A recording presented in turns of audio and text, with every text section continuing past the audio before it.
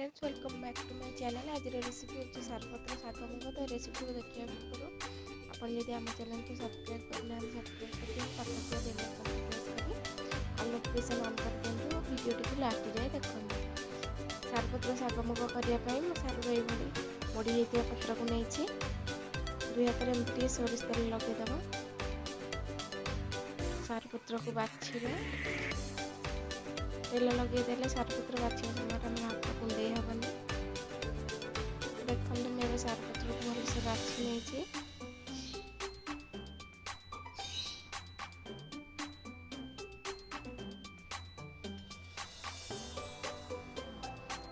सारपत्र शाग तैयारी करवा। तो से प्रेसर कुकर गोटे ग्लास पानी दबा। अल्प किसी मुग डाली को भाजिकी धोई भलसे धोकी नहीं जाइए। मुग डाली को पकईदबा। तापर सारपत्र शाग को ये चुनी चुनी काटी देछि। तेबे आम सारपत्र शाग को से ऐड करदेबा।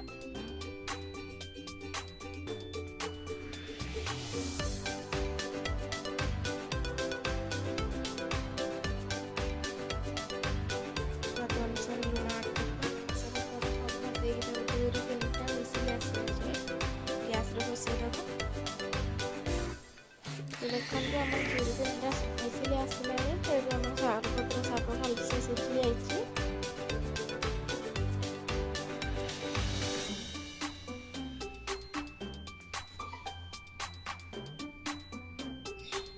एबे शाग को आम छुंक दबा। तो छुंक देवाई मुझे रसुण को छेचिकी नहीं गोटे सुखिला लंका नहीं।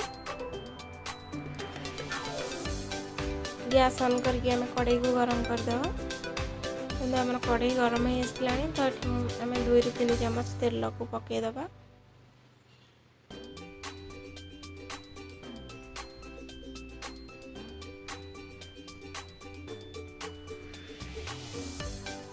तेल गरम हो आसला तो छेचा होता रसुण को से पकईदबा। सुखिला लंका को पकईदबा।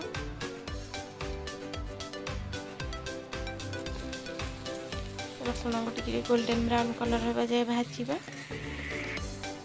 तापर सारपत्र शाग को एबे आम से पकईदबा।